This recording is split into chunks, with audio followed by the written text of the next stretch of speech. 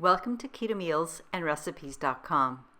Today I will demonstrate how I make a budget-friendly comfort meal that was inspired by the McDonald's cheeseburger. The recipe I will be demonstrating is my version of the popular Big Mac cheeseburger or burger casserole. The macronutrient ratio for this Big Mac cheeseburger casserole is 3:1 with 10.1 grams of total carbs, 1.7 grams of dietary fiber, resulting in 8.4 grams of net carbs per very satisfying and filling serving. As I'm showing on this table, here are most of the ingredients I will be using in the recipe. But the first thing you should do is to preheat your oven to 400 degrees Fahrenheit or 200 degrees Celsius. If you haven't already done so, it's time to prepare the Thousand Island salad dressing. For the detailed video and explanation, as well as the written recipe, please refer to my previously posted Thousand Island salad dressing video. The link to that will be in the description box below. As well, in the description box, you will find the link to the written printable recipe for this Big Mac cheeseburger recipe. First ingredient we have to prepare is to roast the acorn squash. After peeling your acorn squash and cutting it into 1 inch or 2.5 centimeter cubes, place the acorn squash onto your baking sheet or into a casserole dish, then drizzle 1 tablespoon of olive oil on top and toss to coat all the cubes. Transfer the acorn cubes onto a baking sheet, spread them apart, place them in the middle position of your preheated oven to bake for 20 minutes or until the acorn squash is fork tender. You don't have to do this, but after 10 minutes I usually remove the tray from the oven, toss my cubes, and then put the tray back in the oven and bake for another 10 minutes. When your acorn squash is done, remove it from the oven and transfer the cubes, tossing them into your casserole dish. Then spread the cubes evenly over the bottom of the casserole. At this point, drizzle about 1/3 of the Thousand Island sauce over your squash. And also distribute half of the grated cheese over the coated cubes. You want to cover the entire bottom of the casserole pan. Having done that, just put the casserole aside for a moment. It's now time to prepare the meat filling. To do so, place your large skillet on the stovetop and set the element to medium heat. Pour in the remaining olive oil, and when you see the oil is sizzling, drop in the onions. Saute until the onions are translucent. At this point, add the ground beef to the skillet, spreading it out, and if you still see that there are clumps, use your spatula to break up these clumps.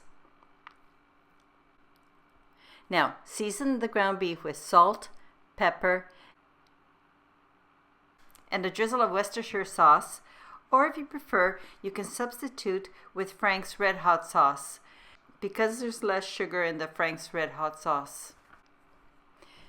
While the meat is cooking, toss frequently and cook for several minutes. You want the meat to be done all the way through, but not burnt. When you notice that your ground beef is nice and brown, and you're sure it's cooked all the way through, remove the skillet from the stovetop, get your casserole pan, and distribute the cooked meat over the bottom and on top of the cheese layer. Now it's time to get the rest of the grated cheese and spread it over the meat layer. Now you've made your own cheeseburger portion. It's time to place a casserole in the preheated oven, which is still set at 400 degrees Fahrenheit or 200 degrees Celsius. You're only going to bake for about 10 minutes because the meat is all done, but what you do want is for the cheese to melt and combine with the meat. When your timer goes off, take the casserole out of the oven and place it on your countertop. We're going to finish the Big Mac cheeseburger effect by adding our toppings. As is demonstrated with my ingredients, I have already pre-chopped my iceberg lettuce. However, if you don't want to use iceberg, romaine lettuce works really well too. For presentation purposes, because I need to take a thumbnail, I'm going to spread only half of my lettuce down the center of the casserole so that I can show you how I add the rest of the ingredients on top. However, if I were making this just for dinner, I would just spread all of my lettuce on top. I next distribute the tomatoes over the top of the lettuce in a row like this. Distribute the pickles on top of the lettuce and tomatoes. Because the Big Mac and the cheeseburgers are known for their special sauce, I'm going to drizzle the remaining Thousand Island dressing over the top of the vegetables. And your last thing you can do, which I apologize I forgot to do in this video, is to sprinkle your toasted sesame seeds on top. And the next obligatory step for me is to take the photos. And as I mentioned before, I'm going to toss everything around to more evenly distribute the toppings. I'm going to spread the rest of my lettuce on top. And the last thing to do is to serve and enjoy. One more thing, if you're wondering, can I make this as a prep ahead meal or freeze it? The answer is yes and kind of no. If you're making this as a prep ahead lunch for the next day, by all means just complete the meal and portion it out and put it into a container that you can take for lunch. However, if you want to freeze portions of this meal, what you should do is complete all the steps up to the addition of the last layer of the grated cheese.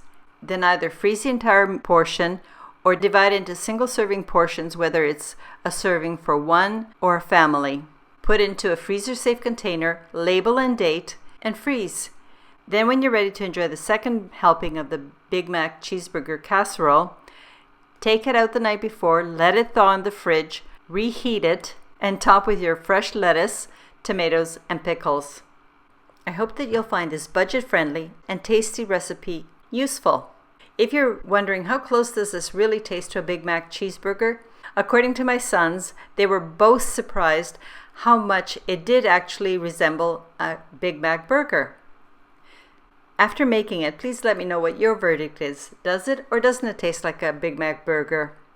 Thank you very much for taking the time to watch my video, and I'd be honored if you'd come back when I post my next one. Until then, have a happy and healthy day. Cheers!